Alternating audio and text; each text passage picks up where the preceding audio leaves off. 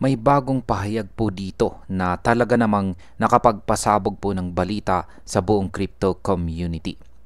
Si Ginong Brad Garlinghouse, ang CEO po ng Ripple, ay muling nagbigay ng malakas na pananaw tungkol sa hinaharap ni XRP.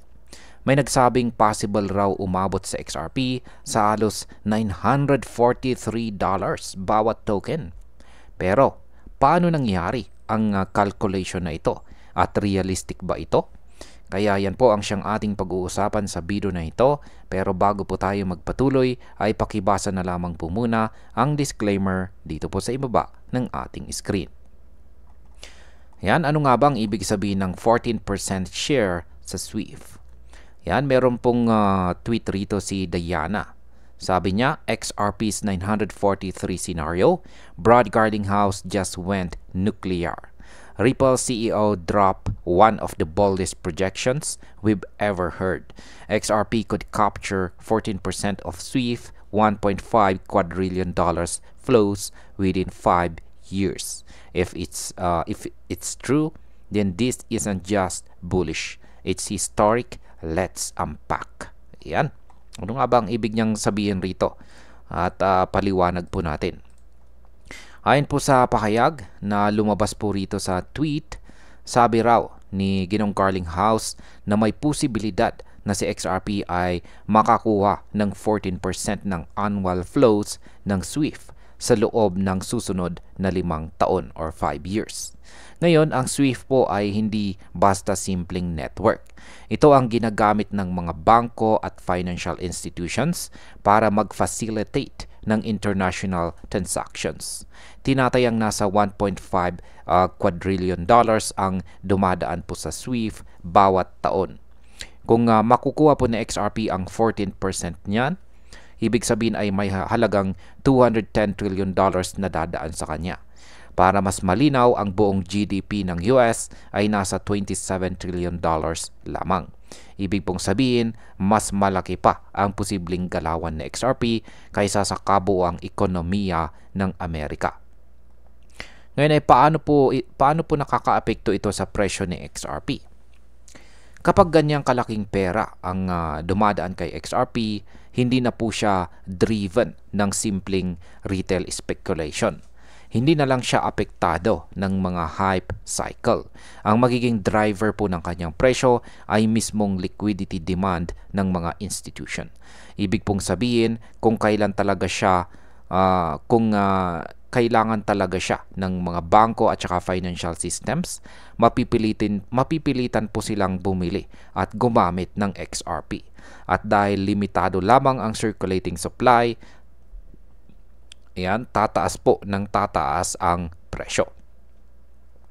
Ngayon ay pag-usapan naman po natin ang mga posibleng price scenarios. Yan. Ayon po sa tweet dito, may 3 major scenarios. Yan. Una ay ang 0.1% share ng global flows. Tinatayang ito po ay may katumbas na tinatayang $9.6 per XRP. Ayan, kung magkakaroon po ng 0.1% na share. Kung pag 1% share naman ay nasa $96 ang magiging presyo ni XRP. Ang pinaka-aggressive na scenario ay ang 5.6 billion XRP float na posible pong umabot sa presyong $943 per XRP. Pero hindi ito basta hype kundi simpleng arithmetic. Yan, arithmetic. Malaki po ang pera na dumadaan sa financial system. At kung kahit maliit na porsyento nito ay dumaan kay XRP, automatic na tataas ang kanyang presyo. Ngayon ay ano pa ba ang iba pang mga adoption na ang iba pang mga adoption drivers nitong si XRP? Hindi lamang po sa SWIFT nakatuon ang usapan. Ayon din po sa tweet, si XRP ay posibleng makapasok sa iba pang mga malalaking sistema tulad po ng Depository Trust and Clearing Corporation or DTCC na nagsisettle po ng halos $3 quadrillion yearly or taon-taon. At nandyan rin po ang US at saka Japan banking deposits na may halagang $37.5 trillion. At ang pangatlo ay ang Visa, Mastercard at saka American Express na nagpa-process po ng $26 trillion annual payments. Bukod pa rito, lumalakas din ang tokenization ng real-world assets, stablecoins, ETF at saka central bank digital currencies. Kung makapasok po si XRP dito, hindi lang siya magiging cross-border payments token. Magiging infrastructure na siya para sa global finance. Ngayon ay realistic ba ang 5-year timeline? Sinabi rin na hindi dapat maliitin ang 5 taon or 5 years na timeline na binanggit ni Ginoong Garlinghouse. Kasi sa sobrang bilis ng kanyang adoption ngayon, lalo na po sa digital payments, possible nga na mapabilis ang integration. Ang tanong na lang, mabilis ba na mag-a-adjust ang mga regulators at financial institutions para suportahan si XRP? Ngayon ay ano po ang epekto nito sa atin bilang mga Pinoy crypto traders at investors?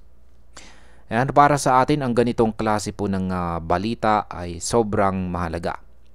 Imagine mo kung si XRP ay nasa 0.50 or $1 ngayon. Tapos biglang mag-surge or tumaas sa $96 or kahit $9 lang per token. Ilang daang porsyento po ang pwede nating kitain dyan. Pero tandaan po natin, hindi ibig sabihin na mangyayari po ito bukas or next month. Ang institutional adoption po ay nangangailangan ng sapat na oras at malaki po ang papel ng regulations. Kaya dapat maingat po tayo at marunong po tayong mag-hold kung long term ang ating strategy. Bilang panghuli, ang opinion ko naman tungkol dito ay ang $943 na scenario ay napaka-agresibo.